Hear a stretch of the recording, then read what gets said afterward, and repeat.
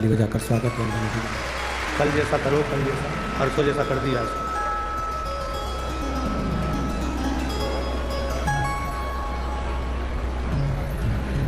भगवान शिव की कृपा से, दया से, करुणा से धुलिया नगर की इस पवित्र भूमि पर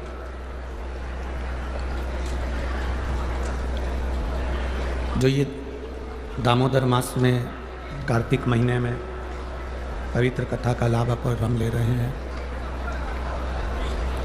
ये बिना प्रभु कृपा के मिलता नहीं। यदि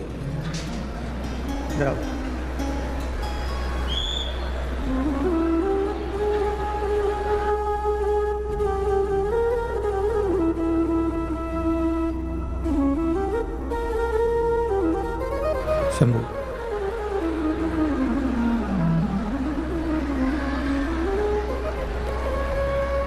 भगवान शिव की पवित्र कथा का लाभ आप और हम ले रहे हैं। एक छोटा सा जीवन हम अपनी जिंदगी में जी रहे हैं।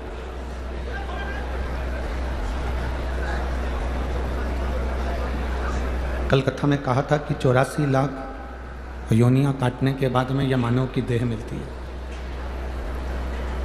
83,99,999 योनियां जब पूरी की पूरी निकल जाती है, ये योनियां पूरी कट जाती हैं, ये योनियां पूरी समाप्त हो जाती है, तब ये मानव का शरीर मिलता है।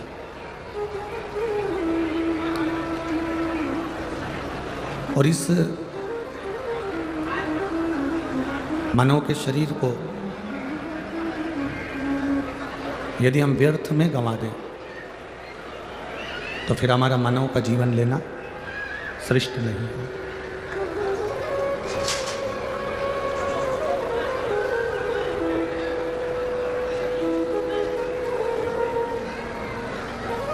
दुनिया का सबसे बड़ा पाप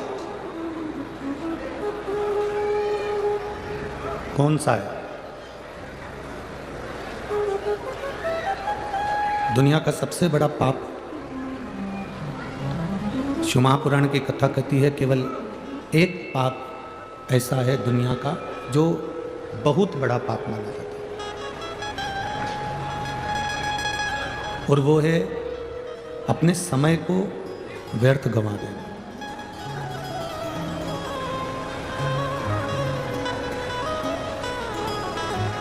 दुनिया का सबसे बड़ा पाप है अपने समय को व्यर्थ गंवाना। जो परमात्मा ने समय हमको दिया है, जो परमात्मा ने हमको समय प्रदान करा है, वो समय हमारा कर्म के प्रति जागरूक हो। जिस कार्य को हम कर रहे हैं, जिस कर्म को हम कर रहे हैं, उसके प्रति तुम्हारी जागरूकता होना चाहिए, उसके प्रति तुम्हारा समर्पण होना चाहिए। अरे कल जैसा साउंड कर दो भैया।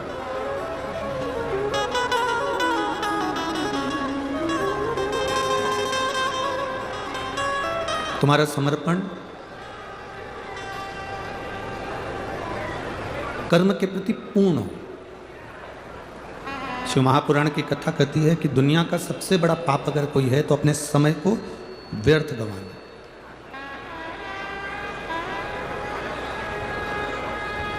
आप अगर अपने घर में व्यर्थ बैठे हुए हो, किसी कार्य के प्रति तुम्हारी जागरूकता नहीं है, किसी कार्य के प्रति तुम्हारी जागरूकता है ही नहीं, तो आप अपने ये ना सोचें कि मैं किसी को अपशब्द कहूँगा तो पाप होता है, या मैं किसी को मार दूंगा तो पाप होता है। एक पाप ये भी होता है कि हम अपने समय का सदुपयोग ना करें, ये भी पाप है। अपने समय को हम श्रेष्ठ जगह पर ना लगाएं, अपने समय को हम श्रेष्ठ जगह पर ना लेकर जाएं, ये भी पाप है।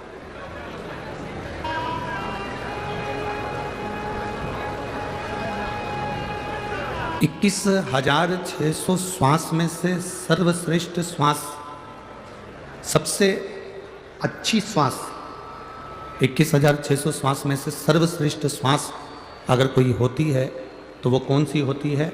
जिसमें हम किसी भूखे को भोजन करा रहे हों, हम किसी प्यासे को पानी पिला रहे हों, या हम किसी दुखी के जीवन में उसके दुख को काटने में साथ दे रहे हों, तब समझना कि हमारी 21,600 श्वास में से वो श्वास श्रेष्ठ है।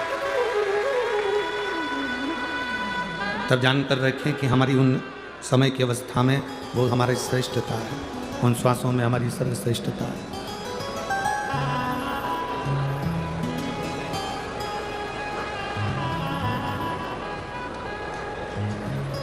माता पार्वती जी अश्विमनी घोड़ी बनी लक्ष्मी जी को ज्ञान उपदेश दे रहे हैं। माता पार्वती जी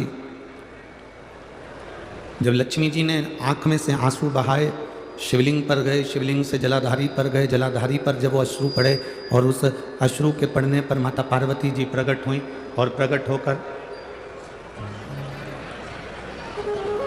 होकर माता पार्वती जी जब सम्मुख में आई, माता पार्वती जब सामने आई तो उन्होंने लक्ष्मी जी को समझाया। माता लक्ष्मी से कहा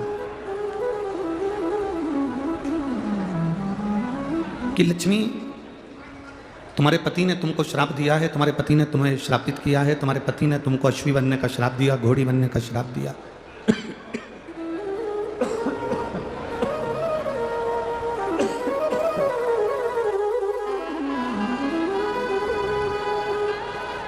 तुम्हें घोड़ी बनने का श्राप दिया, अश्वी बनने का श्राप दिया। लक्ष्मी,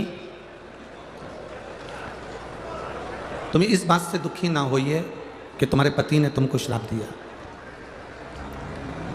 अब उन्होंने जो श्राप दिया उसको भूल जाओ। अब कुछ अच्छा करने का प्रयास करो। जो श्राप दिया है अब उसको भूल जाओ। और हम भी आपसे यही कहेंगे कि अगर कोई आपको गाली दे दे, कोई आपको अपशब्द कह दे, कोई आपको ताना दे दे, कोई आपको आड़ा टेढ़ा बोल दे, वो कह दिया, कहने के बाद आप उसको भूल जाइए। उसने कहा, आप उस बात को भूल जाओ। अब बहुत दिन तक अपने बुद्धि में लेकर बैठ जाना, बहुत दिन तक अपनी चित्तवृत्ति में लेकर बैठ जाना कि उसने मेरा अपमान करा है, उसने मुझे गाली दी, उसने मुझे अपशब्द कहा, उसने मुझे आड़ा टेढ़ा कहा, उसने मुझे आड़ा टेढ़ा बोल दिया, बार बार अपनी बुद्धि में उसको घुमाना, अपनी चित्तवृत्ति में लेकर आना, ये श्रेष्ठ नहीं है।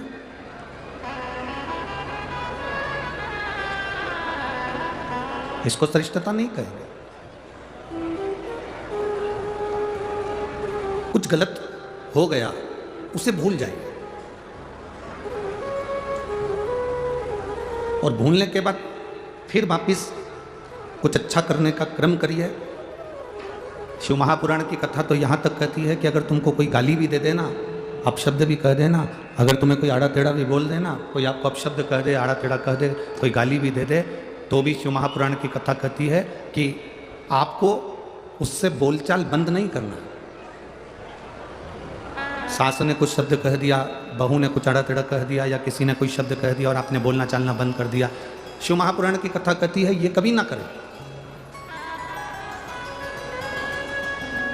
किसी ने अपशब्द भी कहा है, किसी ने आड़ा टेढ़ा भी अगर बोला है, किसी ने अपशब्द भी कह दिया, ताने भी दे दिए, गाली भी दे दी, हमको बोलना बंद नहीं करना, बल्कि हम जैसे रहते थे वैसे ही रहे। कारण क्या होगा? जिसने गाली दी है, जिसने अपशब्द कहा है, जिसने ताना दिया है, तुम्हें उसका जवाब नहीं देना है। तुम तो बाबा पर एक लोटा जल चढ़ाते रहो और हर हर महादेव कहते रहो, जवाब तुम्हारा भोलेनाथ खुद समय आने पर दे देगा। तुम्हें उसका जवाब नहीं देना। तुम्हें अपशब्द नहीं कहना है, तुम्हें ताना नहीं देना है, ना तुम्हें गाली देना है, ना तुम्हें अड़े टेढ़ा बोलना।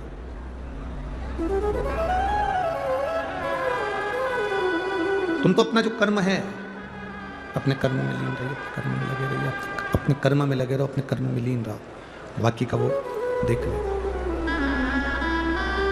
एक बात आपसे पूछना चाहेंगे यहाँ पर धूलिया नगर की सारी माताओं से और मेरे जितने बहनें बैठी हैं, जीजियाँ बैठी हैं, सभी जीजियों से और सभी मेरे भाइयों से, सभी जीजाओं से हम पूछना चाहेंगे कि ईमानदारी से बोलो, जितना टीचर ज्ञान देते हैं जितना शिक्षक ज्ञान देते हैं उससे दुगना ज्ञान आज के ज़माने में गूगल और फेसबुक से बच्चे निकाल कर प्राप्त कर लेते हैं। बोलो सही है कि गलत है? ईमानदारी से बोलना, सही है ना?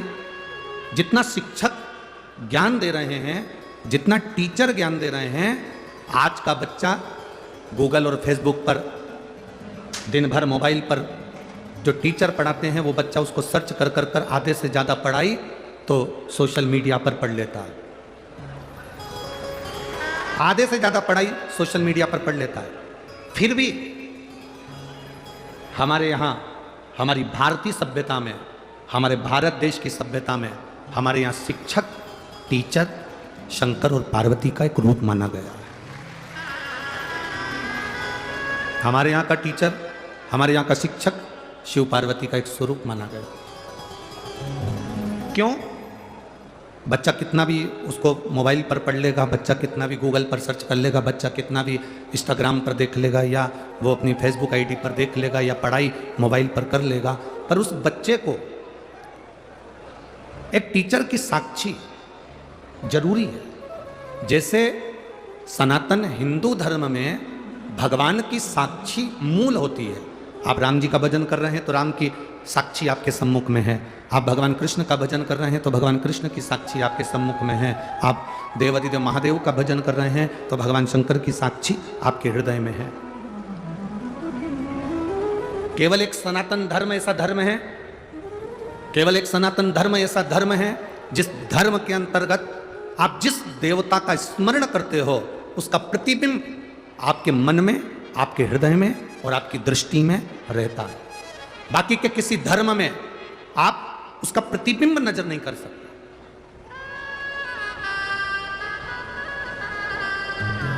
और हमारे सनातन धर्म के अंतर्गत हम अगर शंकर भगवान को जल चढ़ा रहे हैं तो शिव का प्रतीक मानकर हम उसकी पूजन कर रहे हैं। हम बाल गोपाल का अगर पूजन कर रहे हैं तो भगवान राम और कृष्ण का प्रतीक मानकर उसकी पूजन कर रहे हैं।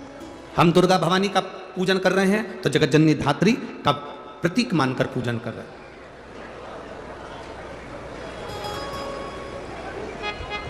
एक शिक्षक, भले बच्चा कितना भी मोबाइल पर पढ़ ले, भले बच्चा कितना भी गूगल पर सर्च कर ले, भले बच्चा कितना भी अपने इंस्टाग्राम आदि जितनी भी विद्या केंद्रित हैं सोशल मीडिया पर, उन सब पर बच्चा कितनी भी पढ़ाई कर ले, फिर भी एक शिक्षक का होना, एक टीचर का होना बहुत जरूरी है। क्योंकि वो टीचर साक्षी का प्रतीक होता है कि तुमने जो विद्याध्ययन करा, तुमने जो पढ़ाई करी, तुमने जो ग्रहण करा, उसमें एक टीचर की साक्षी है, एक शिक्षक की साक्षी है। और मेरा निवेदन आज के टीचर और आज के शिक्षकों से केवल इतना सा निवेदन हमारा है, टीचर और शिक्षक ये कभी ना सोचें कि बच्चे मोबाइल पर पढ़ रहे हैं या गूगल पर पढ़ रहे हैं या ये सोशल मीडिया पर पढ़ाई कर रहे हैं, बल्कि आज के ज़माने के टीचर और शिक्षक का भार और ज़्यादा हो गया है।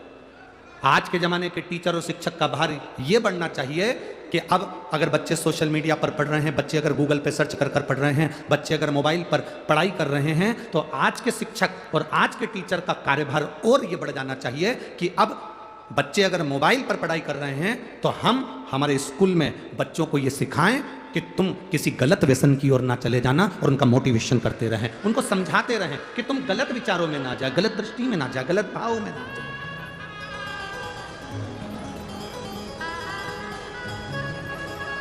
आज बच्चों को सबसे बड़ी जरूरत है उनको समझाने की।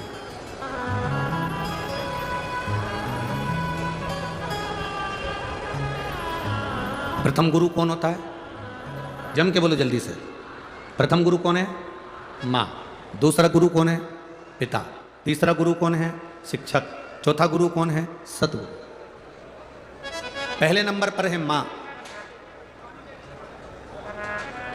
यहां इतनी सारी बुजुर्ग माताएं बैठी हैं, बूढ़ी बूढ़ी माताएं बैठी हैं, वयो माता बैठी हैं, 60 साल से ऊपर वाली भी बैठी हैं, तो 50 साल से ऊपर वाली भी बैठी है।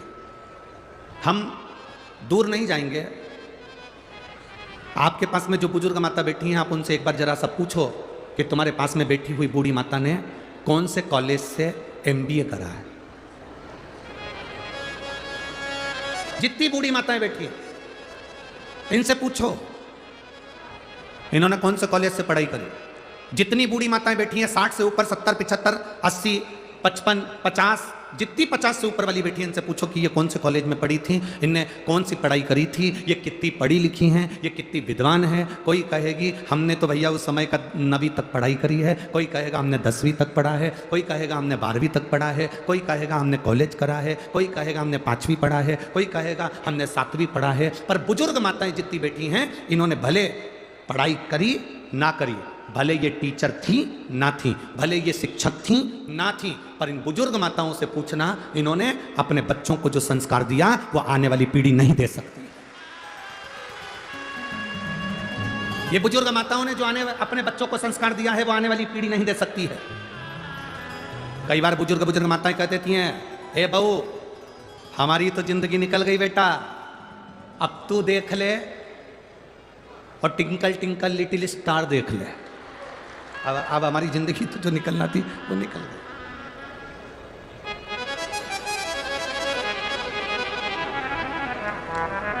इन बुजुर्ग माताओं ने जो अपने बच्चों को संस्कार दिया, इन बुजुर्ग माताओं ने जो अपने बच्चों को ज्ञान दिया कि बच्चे अपनी माता का आज भी आदर कर रहे हैं। बोलो सही है कि गलत है? बच्चे अपनी बूढ़ी माँ का, घर में दादी का, घर में दादाजी का, घर में बुजुर्ग पिता का आदर कर रहे हैं। जो बूढ़ी माँ ने ना तो पढ़ाई करी, ना कॉलेज गई, ना स्कूल गई, ना कहीं पढ़ने गई, उसके बाद भी अपने बच्चों को उसने संस्कार इतने अच्छे दिए कि आज उसका बुढ़ापा सही निकल रहा है और आने वाली पीढ़ी क्या संस्कार प्राप्त कर रही है और कैसे संस्कार उसको मिल रहे हैं ये आप अच्छे से जानते हो। आज के समय में जरा सा बच्चा अगर मोबाइल देख रहा हो ना, उस समय पर बच्चे को तुम काम बता दो, उतनी देर में तुम बच्चे का मुंह देख लेना। बोलो री जी हो सही है कि गलत है?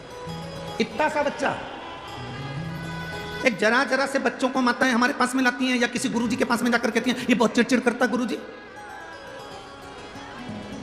ये ध्यान नहीं देता गुरुजी। छोटे छोटे से बच्चे को देखकर माताएं कहती हैं ये बहुत गुस्सा करता है गुरुजी। इतना सा बच्चा और इतना गुस्सा, इतना सा बच्चा और इतनी चिड़चिड़, कारण क्या है? तुम भी मोबाइल में व्यस्त हो और वो भी मोबाइल में व्यस्त है। ये जितनी बुजुर्ग माताएं बैठी हैं, इन्होंने अपने बच्चों को स्वामी विवेकानंद बनाने का प्रयास करा, रामकृष्ण परमहंस बनाने का प्रयास करा। इन्होंने अपने बच्चों को स्वामी विवेकानंद बनाने का प्रयास करा, रामकृष्ण परमहंस बनाने का प्रयास करा, नामदेव तुकाराम बनाने का प्रयास करा, मीरा कर्माबाई बनाने का प्रयास करा। आज बच्चा जन्म लेता है तो सबसे पहले होड़ लगती है, इसको डॉक्टर बनाना है, इंजीनियर बनाना है, सीए बनाना है, इसको ये बनाना है, इसको वो बनाना है। आप अपने बच्चे को अगर अच्छे से आदमी बनाना चालू कर दो तो वो स्वयं डॉक्टर बन जाएगा और इंजीनियर बन जाएगा। आज का व्यक्ति आदमी ही नहीं बन पा रहा, आज का व्यक्ति मनुष्य से मनुष्य ही नहीं बन पा रहा। एक गांव का व्यक्ति, एक व्यक्ति गांव में से निकल कर जा रहा था, एक दरवाजे पर पहुंचा, भैया बहुत प्यास लगी है, हमको पानी पिला दो। सेठ जी ने कहा कोई हमारा आदमी आने वाला है, वो तुमको पानी पिलाएगा।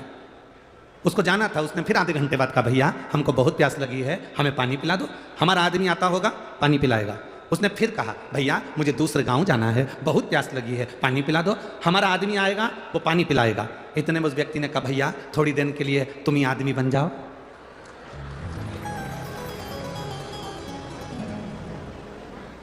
हम स्वयं आदमी नहीं बन रहे, हम स्वयं मनुष्य नहीं बन रहे। आज के जमाने में व्यक्ति को नेता बनना है, कलेक्टर बनना है, एसपी बनना है, डायरेक्टर बनना है, बहुत कुछ बनना है, पर आदमी नहीं बन पा रहा। पड़ोस में कोई भूखा सो रहा है, पड़ोस में और कोई भूखा सो रहा है, परिवार में कोई दुखी है और हम बहुत दूर जाकर भंडारा करें, मेरा बाबा कभी प्रसन्न नहीं होता। बाबा कहता है पहले अपने घर के व्यक्ति को देखो, मेरा बाबा कहता है पहले अपने परिवार के व्यक्ति को देखो कि उसको दुख तो नहीं है, उसको तकलीफ तो नहीं है, उसको कष्ट तो नहीं है। पहले आप अपने पास वालों को देखिए, अपने नज़दीक वालों को देखिए, अपने करीब वालों को देखिए। इनको दुख तो नहीं है?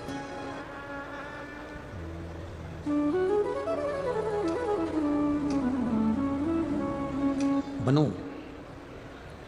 माँ पहले नंबर का गुरु होती है, प्रथम नंबर का गुरु है माँ, पहले नंबर का गुरु है माँ।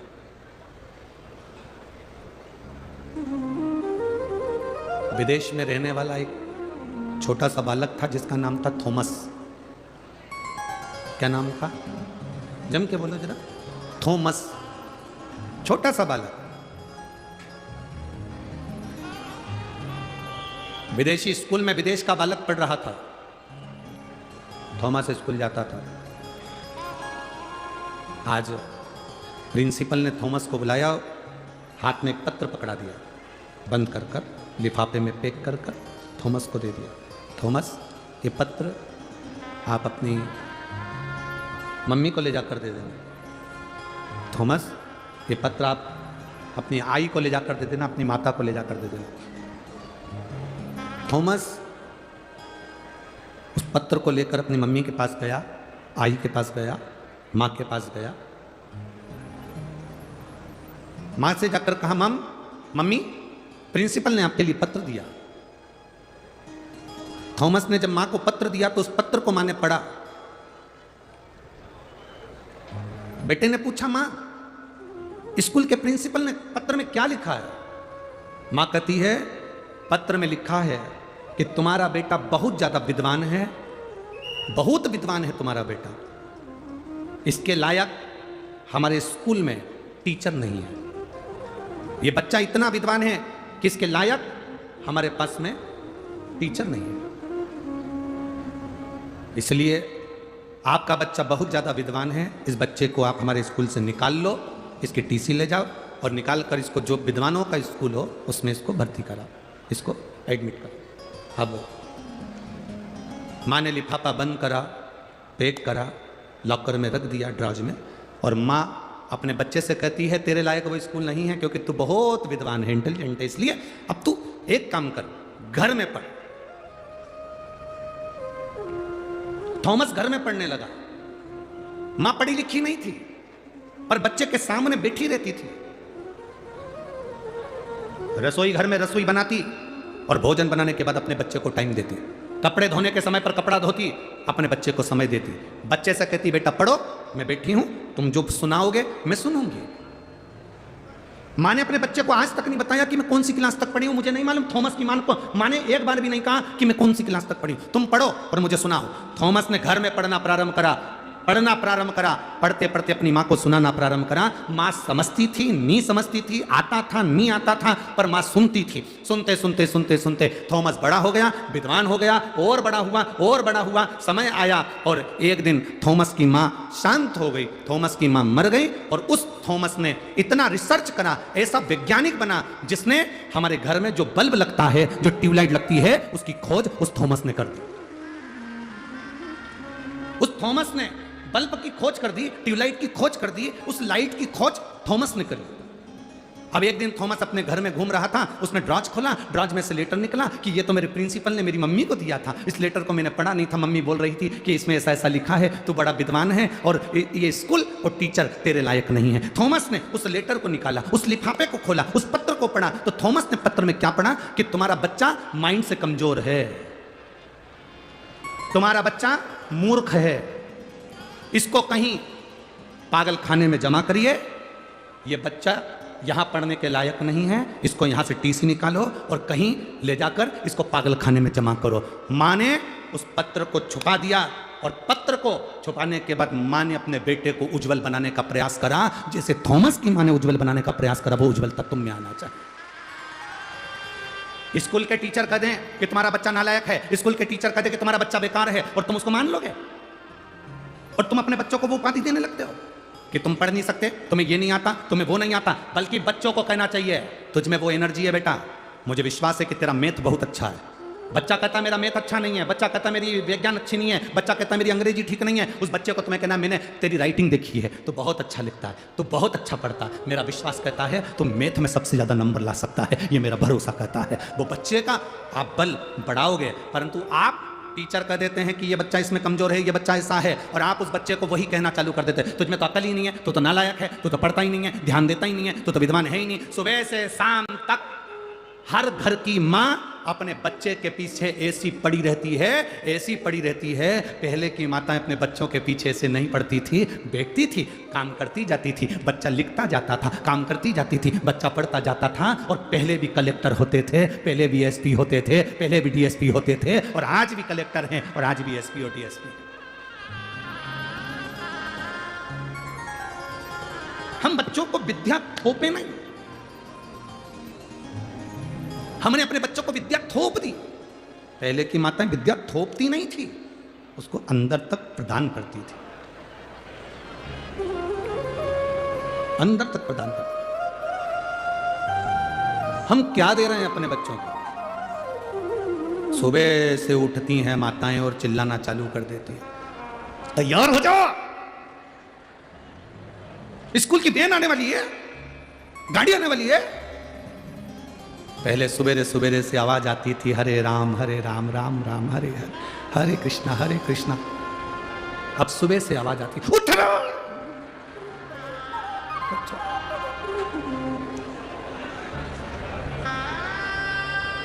बच्चा उठे कि नहीं उठे, उसका बाप जरूर उठ जाता है।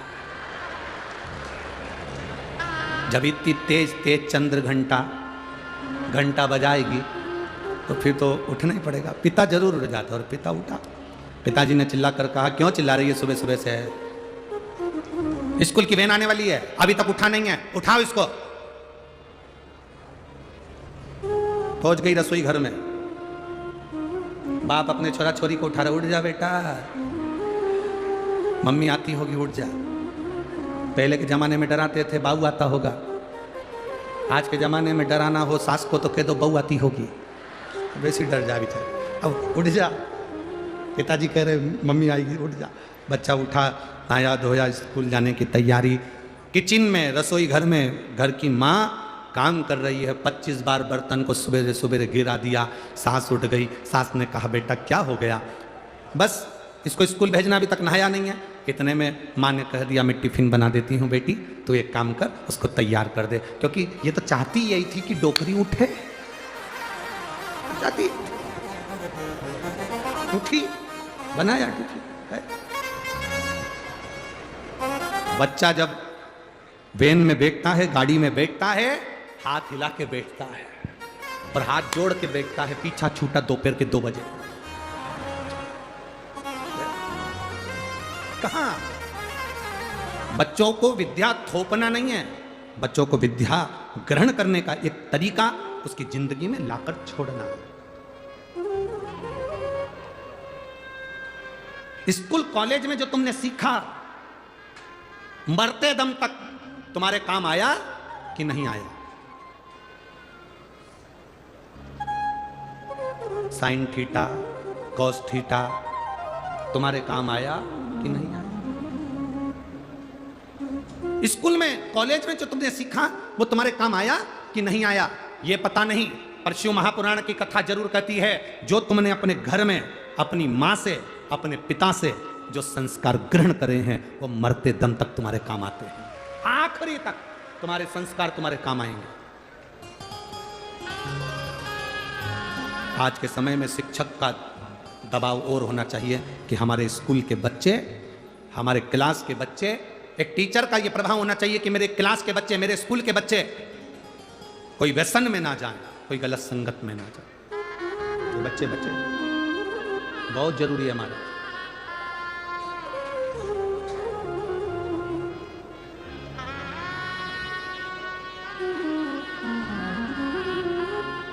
बहुत बुरी स्थिति चल रही है जहां पर नवयुवक बच्चे व्यसन की ओर जा रहे हैं। बहुत विचित्र स्थिति, उसमें हमें बचना है।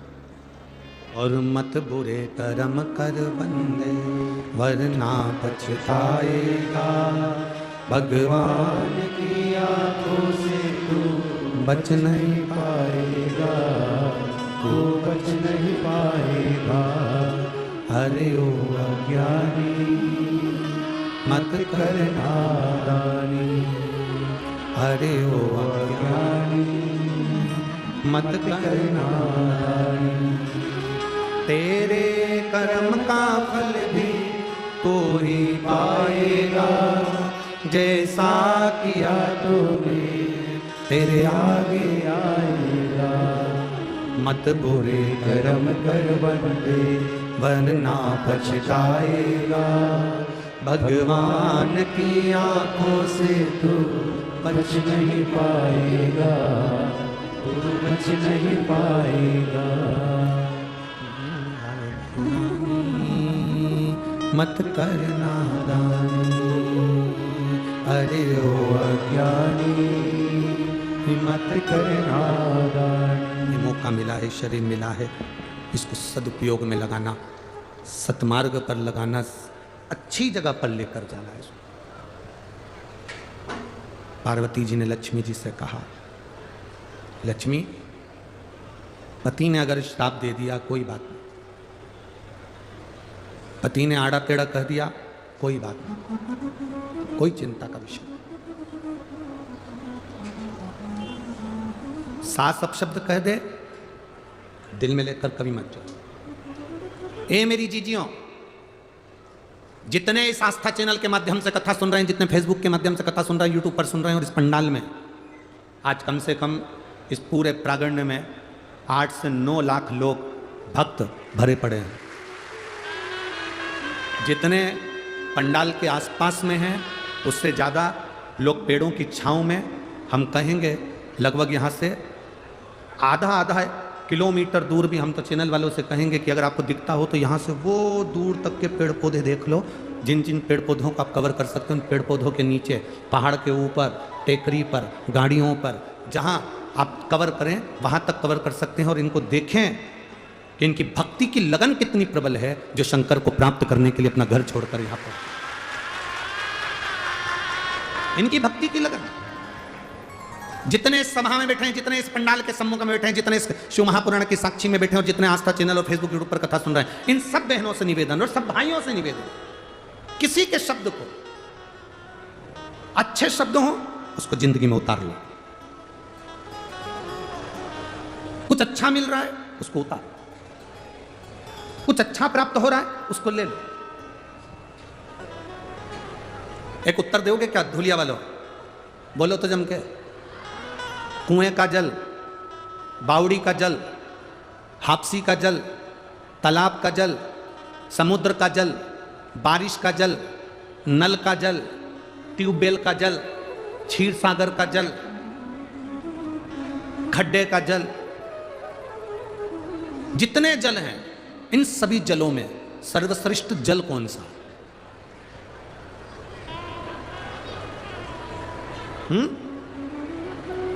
तालाब का जल, बावड़ी का जल, हापसी का जल, ट्यूबवेल का जल, कुएं का जल, बारिश का जल, खड्डे का जल, समुद्र का जल, सागर का जल, कूप का जल, कुएं का जल, इन सभी जलों में श्रेष्ठ जल कौन सा है? अगर आप अंदाजा लगाएंगे तो आपके स्मरण में आएगा, इसमें सर्वश्रेष्ठ जल अगर कोई सा होता है तो वो समुद्र का जल होता है। कारण श्रीमद् वल्लभाचार्य जी ने एक ग्रंथ लिखा जिसका नाम है जल भेद। कौन सा ग्रंथ है? जल। श्रीमद् वल्लभाचार्य जी ने वर्णन करा सर्वश्रेष्ठ जल होता है समुद्र का जल। क्यों? कुएं के जल में कचरा डालोगे तो वो कुएं में सड़ता रहेगा, बावड़ी में कचरा डालोगे वो सड़ता रहेगा, ट्यूबवेल में कचरा डालोगे सड़ता रहेगा, खड्डे में कचरा डालोगे सड़ता रहेगा, नदी में कचरा डालोगे सड़ता रहेगा, सरोवर में कचरा डालोगे सड़ता रहेगा। पर समुद्र में अगर कचरा डाला है तो समुद्र की लहरें उस कचरे को किनारे पर लगा देती हैं, वापिस किनारा दे देती हैं।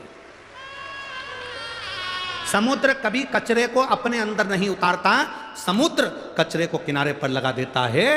तो मेरे भारत की, देश की और विदेश में जितनी मेरी बहनें बैठी हैं उनसे एक ही निवेदन है, जब कोई तुम्हारे को भी कचरा दे, गाली दे, अपशब्द कहे, ताना दे, तो तुम समुद्र जैसा दिल रखकर कचरे को किनारा लगा दो। इस कचरे को किनारा तुम्हें लगाना। अपशब्द कहने वाले का अपशब्द हमारे दिल में नहीं रखना, समुद्र कचरे को अंदर नहीं रखता। फिर कहा समुद्र श्रेष्ठ क्यों है? तो कहा समुद्र इसलिए श्रेष्ठ है, समुद्र में सोना डालो, चांदी डालो, हीरा डालो, पन्ना डालो, समुद्र कभी किनारे नहीं लगाता, समुद्र अपने अंदर उतार लेता है। जब शिव महापुराण रूपी हीरा मिले, कोई अच्छी ज्ञान की बात कहे तो उसको अपने अंदर उतार कर रख लो। फिर कहा समुद्र का जल श्रेष्ठ क्यों है? तो कहा समुद्र का जल श्रेष्ठ इसलिए है क्योंकि समुद्र जब चंद्र बढ़ता है तो समुद्र उछलता है। बोलो री जीजियो सही है कि गलत है? चंद्र बढ़ता है समुद्र उछलता है, चंद्र घटता है समुद्र बैठ जाता है। समुद्र से हमें अपने को समुद्र जैसा बनाना है। जब किसी को बढ़ता हुआ देखो तो इतने खुश हो जाओ कि भगवान इसको और ऊपर पहुंचाना और उन्नति देना। और चंद्र घटता है तो समुद्र घटता है। जब किसी को दुखी देखो, किसी को घटता हुआ देखो तो तुम्हारा दिल भी घटना चाहिए, तुम्हें भी नम्रता आना चाहिए। समुद्र क्यों अच्छा है? तो समुद्र इसलिए अच्छा है क्योंकि समुद्र खारा होता है, सच बोलने वाला हमेशा बुरा होता है। देश विदेश में बैठी हुई मेरी माताओं को, मेरी बहनों को, मेरी जीजियों को, मेरे जीजाओं को, मेरे बच्चों को, मेरी बेटियों को मैं निवेदन करूंगा इस व्यासपीठ से, महालक्ष्मी शिव महापुराण की कथा धूलिया नगर से चल रही है। आज सबसे ज्यादा केस अदालत में, सबसे ज्यादा अगर केस हैं तो प्रॉपर्टी के केस नहीं है। आज अदालत में सबसे ज्यादा केस अगर कोई चीज के नहीं, अगर किसी के मर्डर के केस नहीं है, किसी प्रॉपर्टी के केस नहीं है, जमीन जायदाद के केस नहीं है, भाई भाई के केस नहीं है। आज पूरे भारत की अदालत में सबसे ज्यादा केस हैं तो तलाक के केस हैं। भारत की सबसे ज्यादा अदालतों में अगर केस चल रहे हैं तो तलाक के चल रहे हैं। समझौता नहीं बैठ पा रहा, एक दूसरे का सामंजस्य नहीं बैठ पा रहा। जरा सी बात में विवाद हुआ, मां ने कह दिया जा मेरे घर पर, कमी है क्या? अपने यहाँ कोई कमी है क्या? छोड़िए तेरा ससुराल। और बेटी घर पर जाकर बैठ गई। इधर पति रुष्ट होकर बैठा, बेटी रुष्ट होकर बैठी। मां ने कह दिया दूसरी शादी करा देंगे। अगर बेटी के भाग्य में अच्छा लिखा होता तो पहले ही भेरू अच्छा मिल जाता, अब तो 4 करा ले तो भी वैसा ही मिलने वाला है। इसलिए जैसा मिला है उसको निभाने का प्रयास करो, उसको समझाने का प्रयास करो, उसको संजोने का प्रयास करो, उसको सामंजस्य बिठाने का प्रयास करो। लड़के से कहो तेरी धर्म पत्नी अच्छी है, उसको लेकर आ, जा प्रार्थना कर, ससुर के पास जा, सास के पास जा। जाकर कहा जब शंकर भगवान अपनी सती के लिए दक्ष प्रजापति के यहाँ जा सकते हैं, जिस दक्ष प्रजापति ने शंकर भगवान को अपशब्द कहा था, श्राप दिया था कि तू शमशान में निवास करेगा, इसके बाद भी मेरे भोले बाबा दक्ष प्रजापति के दरवाजे पर जाकर अपने ससुर से बात करते हैं अपनी धर्म पत्नी के लिए। तो तुम अपनी बेटे से क्यों नहीं कहते कुछ नहीं, जाओ लेकर आओ उसको, हो गई ना बात, खत्म करो, लेकर आओ। बेटी को समझाओ कोई बात नहीं, जाओ।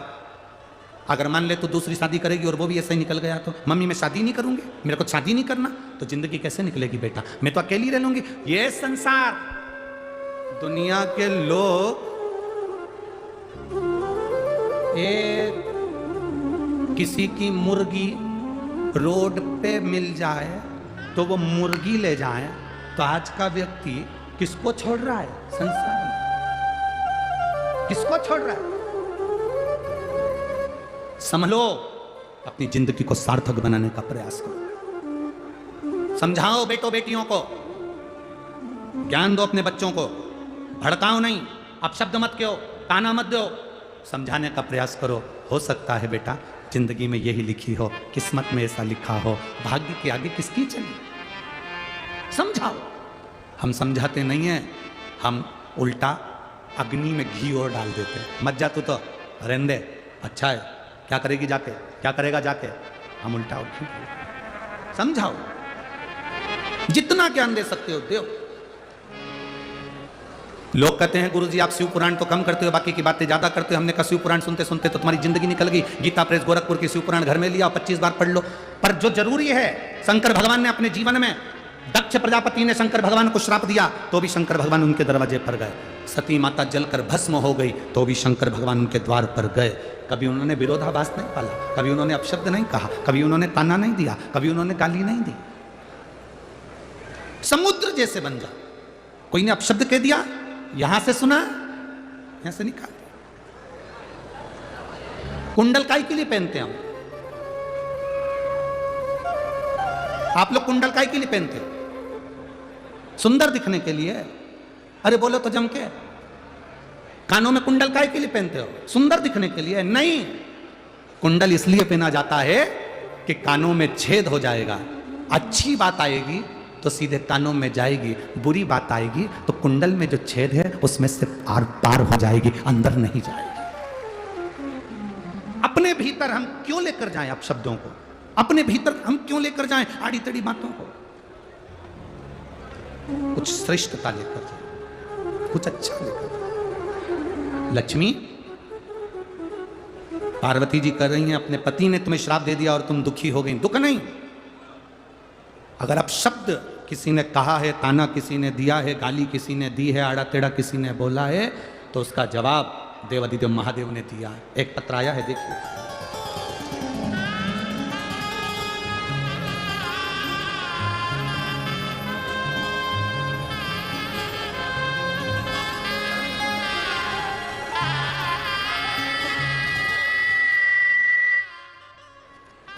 मेरा नाम राहुल गिरासे है, राजपूत।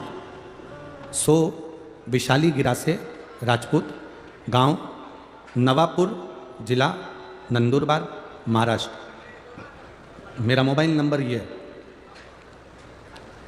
कहीं बैठी हो तो हाथ हिला सकती हैं, अगर कहीं बैठी हो तो हाथ हिला सकती हैं। श्री राहुल गिरासे, सो विशाली गिरासे, नवापुर, जिला नंदुरबार, महाराष्ट्र। मोबाइल नंबर ये है, कहीं बैठी हैं?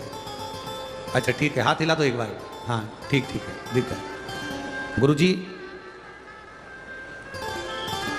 मेरी बेटी धृति की उम्र 5 महीने है। 2 महीने पहले 25 जुलाई को मेरी बेटी धृति के ब्रेन में इन्फेक्शन हो गया। कई लोगों ने उसको ब्रेन हेमरेज कहा। अब बेटी 5 महीने की है, 2 महीने की बेटी का ब्रेन खराब हो जाना, ब्रेन हेमरेज हो जाना या ब्रेन में पस पड़ जाना, नसें काम नहीं करना, पूरा मेरी बेटी ने काम करना बंद कर दिया, उसका दिमाग काम नहीं करता था। तो मेरी बेटी जब 2 महीने की, उसको ले जाकर हॉस्पिटल में भर्ती करा। डॉक्टरों ने उसका ब्रेन खराब बता दिया, उसका ब्रेन में ट्यूमर टाइप का बता दिया। उसको एडमिट करा, उसका ब्रेन काम करना बंद कर दिया, तो उसको वेंटिलेटर पर डाल दिया। वेंटिलेटर पर डाला, मेरी बेटी को डॉक्टर ने कह दिया हम वेंटिलेटर पर से इस लड़की को हटाएंगे और 2 या 3 घंटे बाद तुम्हारी बेटी मर जाएगी, इसकी श्वास नहीं चलेगी क्योंकि इसका ब्रेन ट्यूमर फट चुका है। अब 2 महीने की बच्ची का ब्रेन बेकार हो जाना, क्या स्थिति होगी? गुरुदेव, हमने भी डॉक्टर से कह दिया, डॉक्टर साहब अगर मेरी बेटी को कुछ हुआ तो ये सारे मेरे हॉस्पिटल में जितने लोग खड़े हैं ये कहते हैं कि तू शंकर के मंदिर जाती है, तू शंकर जी को जल चढ़ाती है, तू सीहोर वाले बाबा को इतना मानती है, और तेरी बेटी जैसे ही वेंटिलेटर से उठेगी वैसे ही उसके 2 घंटे में 3 घंटे में प्राण छूट जाएंगे। डॉक्टर कह रहा है कहाँ है तेरा बाबा, कहाँ है तेरा शिव? मैंने अपने परिवार वालों से कहा कि मेरे घर पर रुद्राक्ष रखा है, उस रुद्राक्ष को पानी में गला दो और शिव जी को चढ़ाकर ला दो। रात भर का इंतजार नहीं कर सकते तुम तो अभी की अभी पानी में डाल दो। रात भर अगर पानी में डालेंगे तो समय लगेगा। बेटी को सीहोर का लाया हुआ रुद्राक्ष पानी में डालकर शंकर जी को चढ़ाकर बेटी को तुरंत उसी जल को उठाकर शिव जी का चढ़ा हुआ बेटी के मुख में दिया। गुरुदेव, डॉक्टर ने तो कह दिया था कि ये 3 घंटे में मर जाएगी, इसको ले जाओ। हम वेंटिलेटर पर से उतार कर लड़की को लिया है, उसका ब्रेन ट्यूमर फट चुका था, ब्रेन खराब हो चुका था, डॉक्टर के हिसाब से इसका ब्रेन काम नहीं कर रहा था, पर हम उस बेटी को अपने घर लिया। डॉक्टर ने कहा इसको ले जाओ क्योंकि मरेगी तो सही, इसको लेकर जाओ। हम बेटी को घर लाए, हर 10 मिनट में हमने बेटी को रुद्राक्ष का जल दिया और बाबा से कहा, वो सीहोर वाला महाराज कथा में कहता है कि तेरे पर कर अगर भरोसा कभी टूटता नहीं है। अगर वो कहता है तो शिव कहता है बाबा टूटने मत देना। आज मेरी बेटी गुरुदेव बाबा की कृपा से पूर्ण तरह से स्वस्थ है, उसका ब्रेन काम कर रहा है और मेरी बेटी मरी नहीं। मैं उसको लेकर आई हूँ। बच्ची को लाई हो, थोड़ा सा ऊंचा कर दो, चैनल वाले उसको क्लोज कर कर आस्था चैनल पर और उस पर दिखा सकते हैं।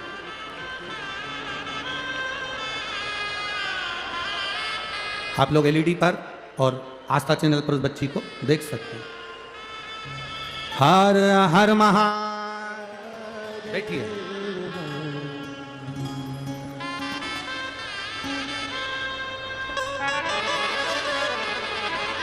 हमारे बीच में महाराष्ट्र शासन के कैबिनेट मंत्री, धुलिया के पालक मंत्री माननीय श्री गिरीश भाऊ महाजन जी यहाँ पधारे हुए हैं।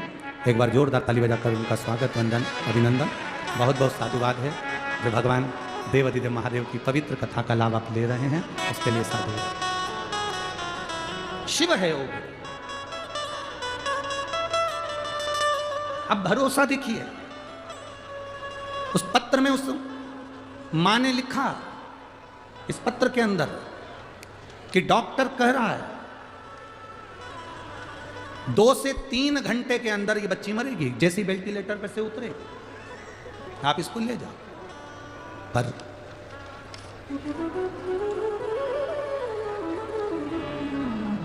शंभु शरणे मांगो घड़ी दूर काटो दया करी दर्शन आपो दया करी दर्शन आपो।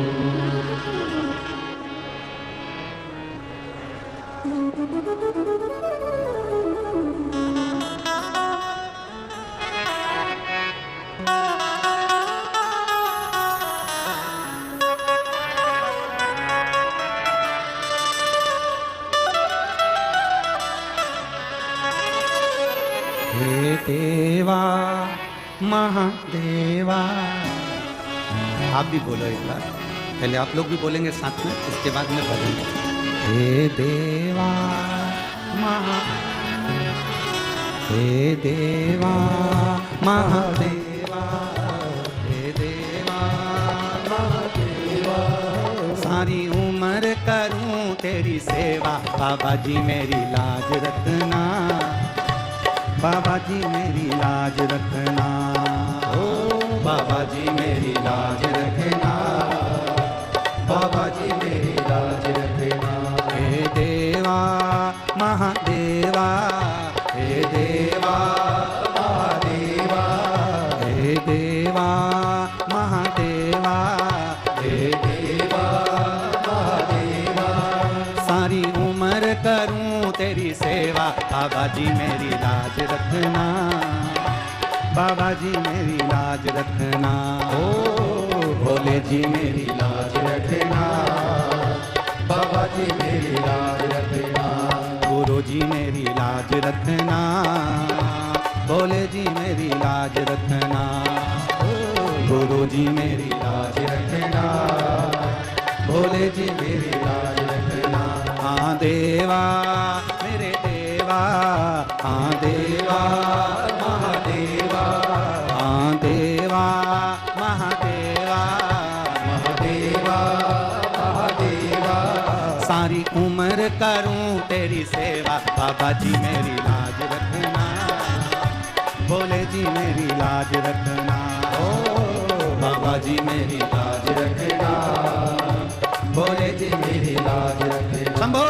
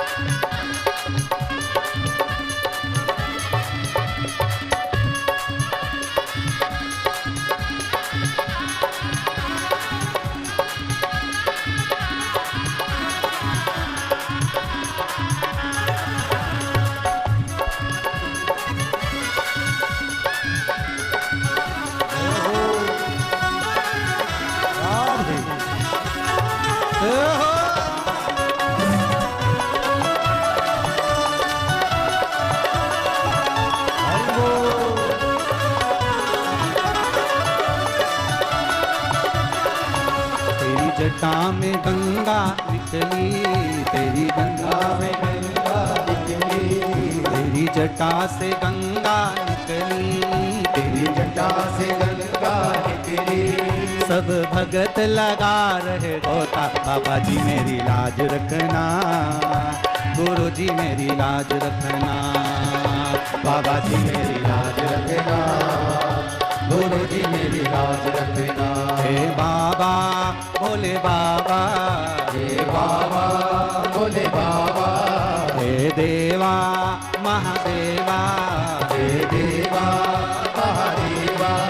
सारी उम्र करूं तेरी सेवा, बाबा जी मेरी लाज रखना, बाबा जी मेरी लाज रखना, बाबा जी मेरी लाज रखना, बाबा जी मेरी लाज रखना। जय हो।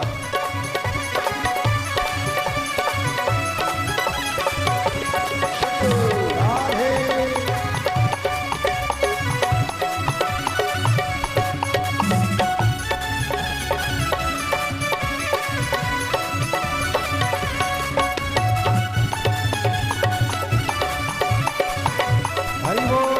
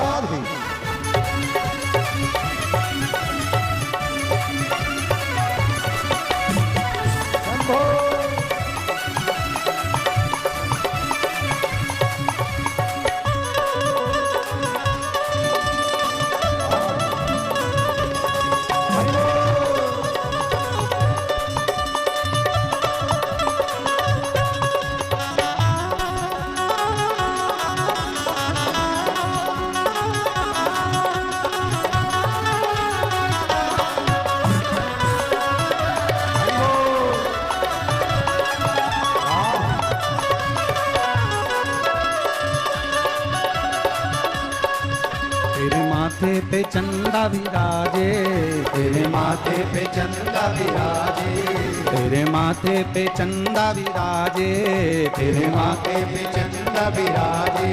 सब जग तो करे उजियाला, बाबा जी मेरी लाज रखना, भोले जी मेरी लाज रखना, बाबा जी मेरी लाज रखना, भोले जी मेरी लाज रखना। हे देवा महादेवा, हे देवा महादेवा, हे देवा महादेवा, हे देवा महादेवा।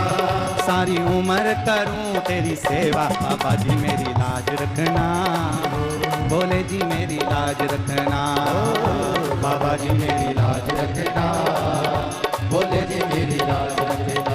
हे देवा महादेवा, हे देवा महादेवा, ओ बाबा भोले बाबा, ओ बाबा भोले बाबा। हे देवा महादेवा, हे देवा महादेवा।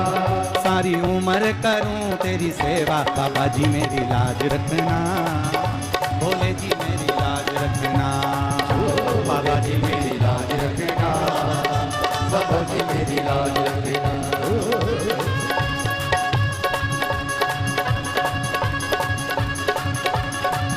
राधे।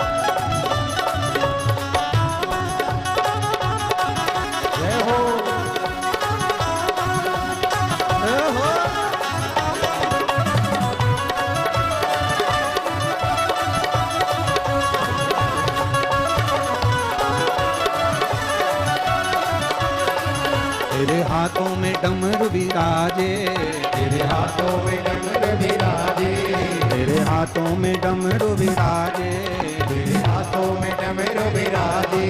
वो सबका कष्ट मिटावे, बाबा जी मेरी लाज रखना, भोले जी मेरी लाज रखना, बाबा जी मेरी लाज रखना, भोले जी मेरी लाज रखना।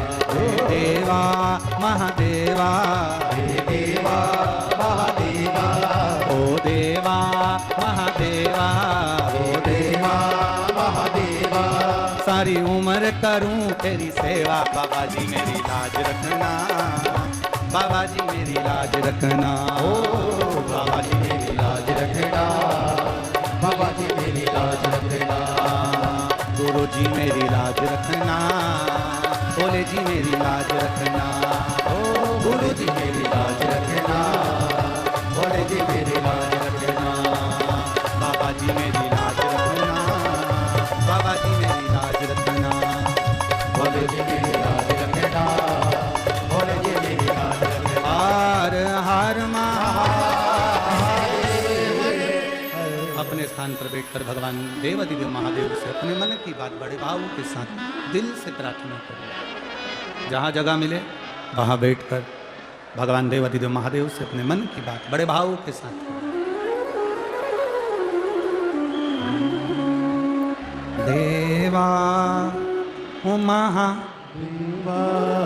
बोलो बोलो जरा बोलो तो एक बार, देवा महादेवा, ओ देवा महादेवा, सारी उम्र करूं तेरी सेवा, बाबा जी मेरी लाज रखना, गुरु जी मेरी लाज रखना, भोले जी मेरी लाज रखना, बाबा जी मेरी लाज रखना। जहाँ जगह मिले वहाँ बैठकर भगवान शिव से अपने मन की बात बड़े भाव के साथ सब प्रार्थना करिए।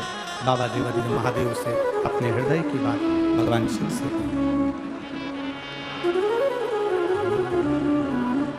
श्री शिवाय नमस्तुभ्यं,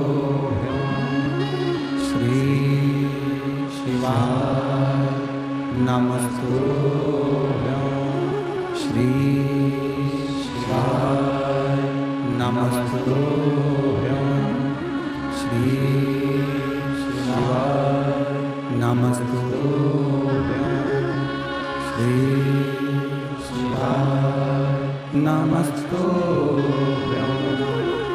भोला सब दुख काटो भारा, ओ भोला सब दुख काटो भारा, शिव शंकर जपो तेरी माला, भोले बाबा जपो तेरी माला, भोला सब दुख काटो भारा, ओ भोला सब दुख काटो भारा।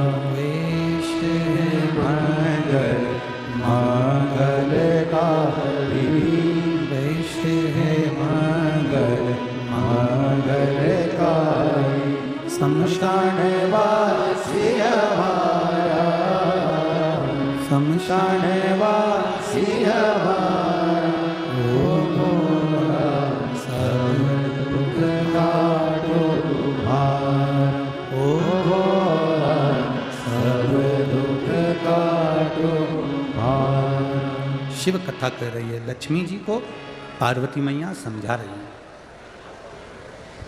कभी किसी की गलत बातों को अंदर मत जाने दो। फिर कहा, जब अपने को लगने लगे कि अपन बहुत दुखी हैं, लक्ष्मी आपको लग रहा है कि आप दुखी हैं, परमार्थ का कार्य करना प्रारंभ कर दो।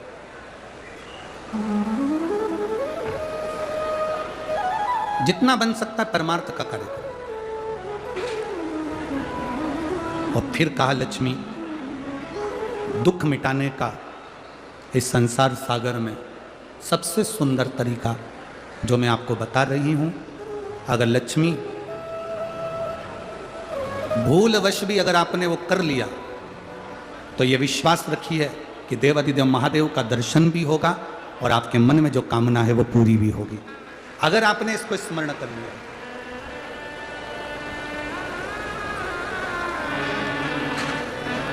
लक्ष्मी जी ने हाथ जोड़कर निवेदन करा, पूछा,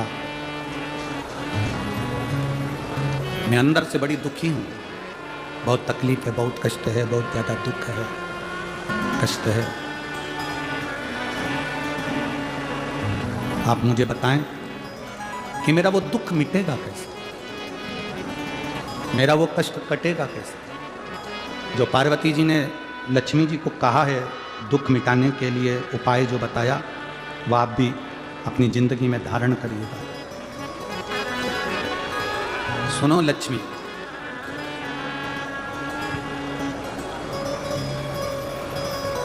तुमने जो पार्थिव शिवलिंग का निर्माण करा था, उस पार्थिव शिवलिंग पर आपके अश्रु गिरे, वो अश्रु मेरे पास आए, उस अश्रु के बल पर मेरा दर्शन हुआ। अब लक्ष्मी, इस संसार सागर में भूमंडल पर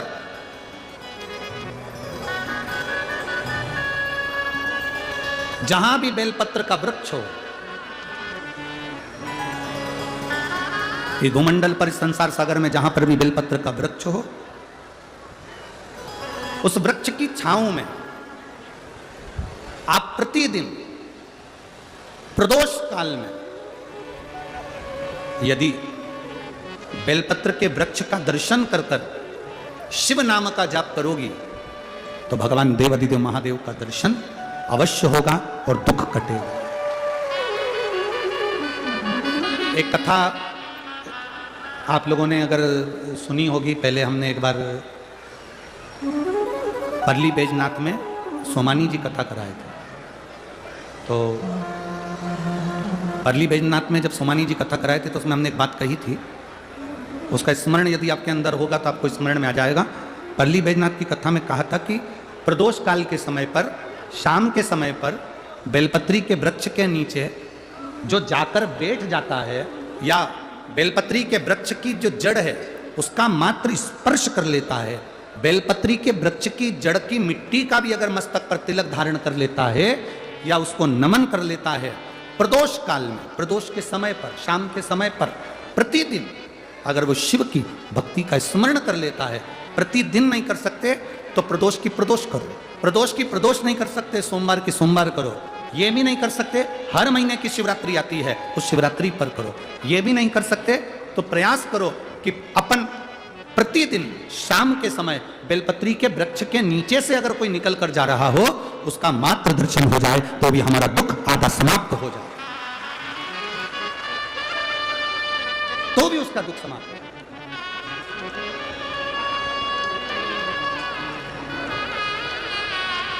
शंभु शरणे मांगो हरि दुर्गा दया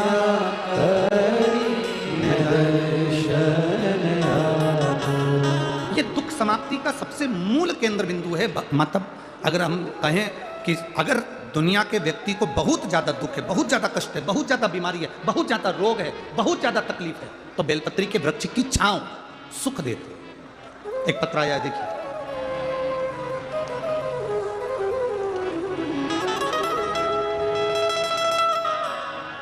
सुनंदाबाई रमेश जी पाटिल, कृषिनगर धूलिया, कहीं बैठी हो तो हाथ हिला सकती हैं, अगर कहीं बैठी हो तो हाथ हिला सकती हैं। शांति बनाओ सब लोग कृपया।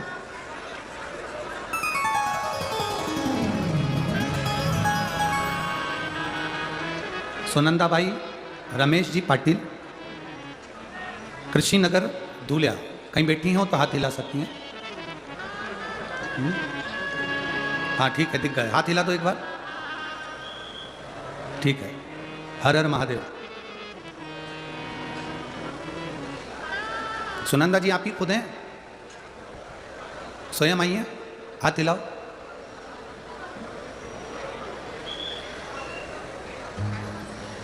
गुरुदेव, गर्भाशय के नीचे गांठ हो गई थी। जब मेरे दोनों बच्चे मुझे खानदेश कैंसर सेंटर धूले यहाँ ले गए और वहाँ जांच के बाद पता चला कि मुझे गर्भाशय के नीचे जो गांठ हुई है, उस गांठ को उसमें से थोड़ा सा पस निकाल कर उसको भेजा गया जांच के लिए, जिसके अंतर्गत मुझे कैंसर बताया गया। अब कैंसर की गांठ गुरुदेव बताया गया। इस रिपोर्ट के बाद मेरे बच्चों ने और मेरी ननंद ने, नंदोई ने हमारे फैमिली डॉक्टर को दिखाया और उन्होंने भी 1-2 हॉस्पिटल में हमारी जांच कराई, जिसके अंतर्गत हमें कैंसर बताया। फिर टाटा हॉस्पिटल मुंबई गए, जहाँ पर बच्चों ने मुझे दिखाया तो वहाँ पर भी कैंसर था। बच्चों की आंखों में आंसू भर गए। उपचार चालू करा। 3-4 बार टाटा हॉस्पिटल में हमने चक्कर लगाया, रेडिएशन केमो के लिए नंबर लगाया, पर हमारा नंबर नहीं लगा। तब हम वहाँ से ठाणे आ गए और वहाँ पर आने के बाद हम वहाँ से वापस डॉक्टर से पूछ कर कि हमारा कीमो नहीं हो रहा है, थेरेपी नहीं हो रही, हम वापस अपने गांव जाएं। हम डॉक्टर से मिलकर वापस अपने गांव आ गए और गांव आए। अब कैंसर तो हर जगह पर बताया गया, अब करें तो करें क्या। तब किसी ने कहा पशुपतिनाथ का व्रत करो, शिवजी पे चढ़ा हुआ जल पीना प्रारंभ करो। और गुरुदेव, उसी दरमियान मेरी बेटी मुझे शंकर जी के मंदिर ले जाती, मंदिर में ले जाकर मुझे बिठा देती। मैं नंदी के पास में बैठकर बाबा से प्रार्थना करती, ये कहाँ की बीमारी दे दी तूने बाबा, मुझे कैंसर बता दिया, अब करूँ तो करूँ क्या। कीमो मेरा हो नहीं रहा क्योंकि वहाँ नंबर नहीं लग रहा। मैं वापिस आ गई हूँ और बाबा अब ठीक करेगा तो तू करेगा। मैंने कथा में सुना है बाबा तू सबकी बीमारी ठीक करता है तो मेरी भी करेगा। पशुपति व्रत करे, शिवजी पे चढ़ा हुआ जल पीना प्रारंभ करा, बेलपत्री खाना प्रारंभ करी और नंदी के पास बैठती।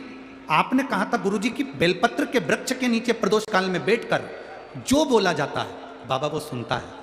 मैं बेलपत्र की वृक्ष की छाँव में बैठ जाती, वहाँ की मिट्टी मेरे पेट पर लगा लेती, बाबा को प्रार्थना करती, दिया लगाकर वापिस आ जाती। बाबा की मैं क्या गुणगान करूं गुरुदेव। 4/10/2023 को हम वापिस टाटा हॉस्पिटल में दिखाने के लिए मुंबई गए और जो जांच वापिस चालू हुई उसमें मेरा कैंसर समाप्त हो चुका था। ये शिव सुनंदाबाई रमेश पाटिल, कृषि नगर धूलिया, मेरा मोबाइल नंबर ही है। बैठिए बहन। हर हर महा शिव तत्व इसको का। आपका जो विश्वास है, आपका जो भरोसा है, आपकी जो दृढ़ता है वो सुख है।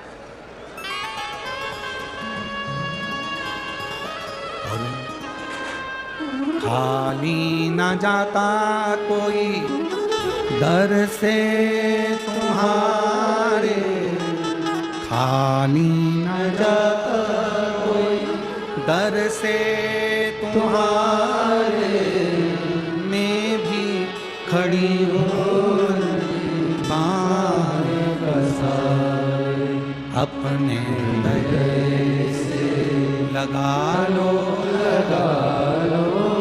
गिरा जा रहा उठा लो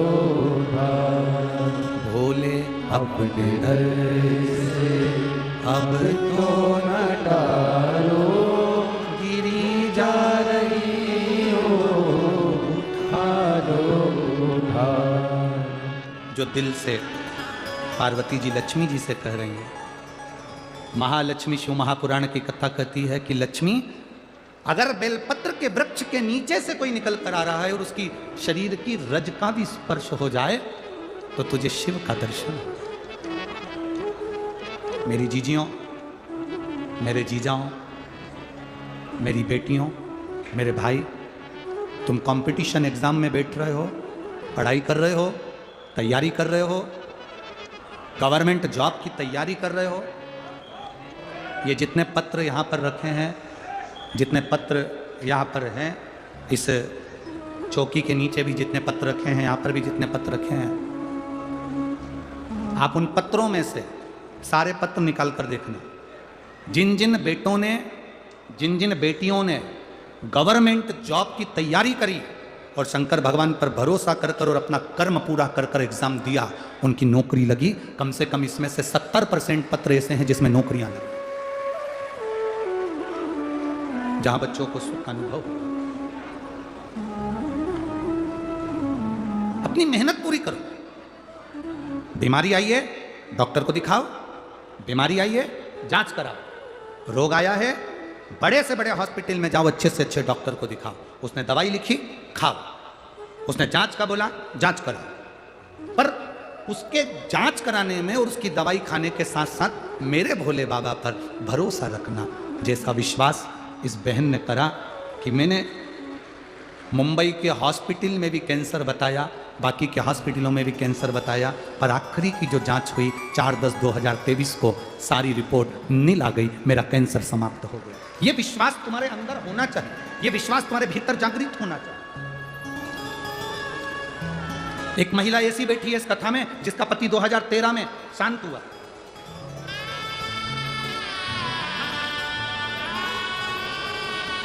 जिसका पति 2013 में शांत हुआ।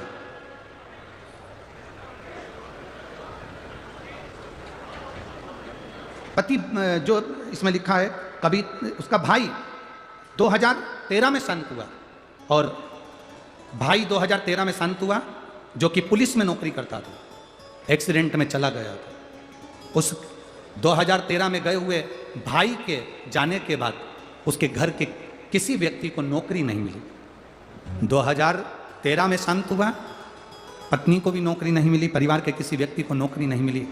तब मैंने अपने भाई की धर्मपत्नी को कहा, मेरी भाभी को, भाभी एक बार प्रदोष काल में शाम के समय बेलपत्री के पेड़ के नीचे जाके बैठकर श्री शिवाय नमस्तुभ्यम का जाप करो, शंकर भगवान का पशुपति व्रत करो। मेरी भाभी ने व्रत करा और 20 साल के बाद नौकरी मिली। 2023 में वो नौकरी प्राप्त हुई। 2013 में मरा। पत्र लिखा है कविता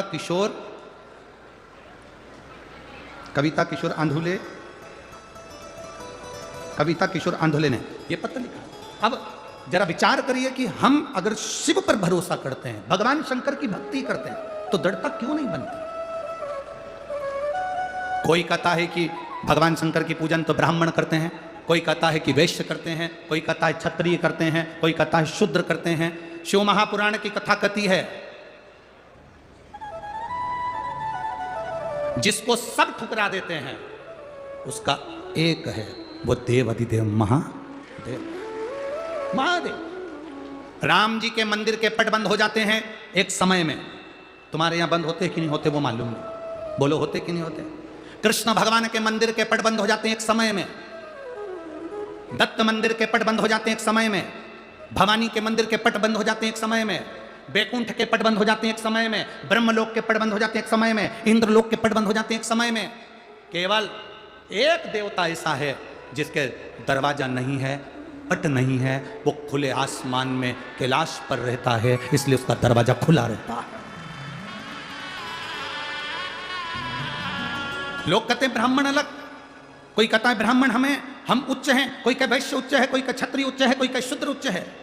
मेरे राम जी महाराज ने पृथ्वी पर प्रकट हुए थे तो मेरे राम जी के जन्म के समय पर 4 हाथ थे। कितने हाथ थे? जम के बोलो जरा। 4। आप लोग स्तुति गाते हैं, भय प्रगट कृपाला दीन दयाला, उसको पढ़िएगा। माता पुनि बोली सोमति डोली तजौतात ये रूपा। ये रूप नहीं चाहिए 4 हाथ का। आयुध 4। मेरे राम जी प्रकट हुए, उनके 4 हाथ थे। मेरे भगवान कृष्ण पृथ्वी पर प्रकट हुए, उनके 4 हाथ थे। पर माता देवकी ने कह दिया 2 हाथ का पुत्र चाहिए। कौशल्या जी ने कह दिया 2 हाथ का पुत्र चाहिए। राम जी के जन्म के समय पर 4 हाथ इसलिए थे क्योंकि राम जी का एक हाथ ब्राह्मण है, दूसरा हाथ वैश्य है, तीसरा हाथ क्षत्रिय है, तो चौथा हाथ शूद्र है। ये 4 जो वर्ण हैं, ये मेरे भगवान के 4 हाथ हैं और ये बुलंद है।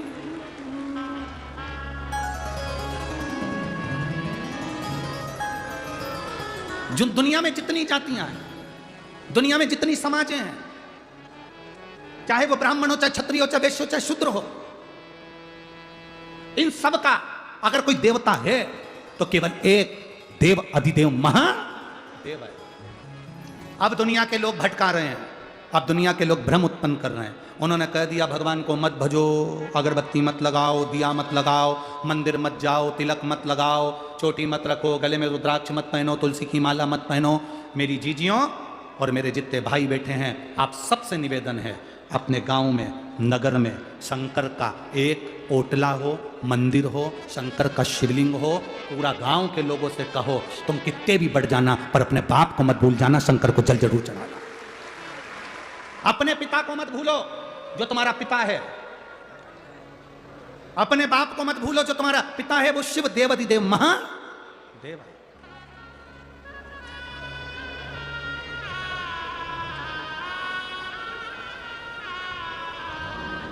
उसको नहीं भूलो।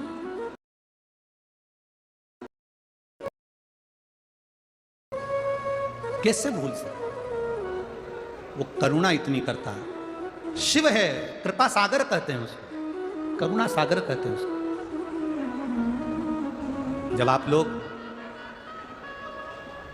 अभी ये कथा तो कल सुबह 8 बजे से 11 बजे तक धुलिया में हो जाएगी, महाराष्ट्र की इस पवित्र भूमि पर।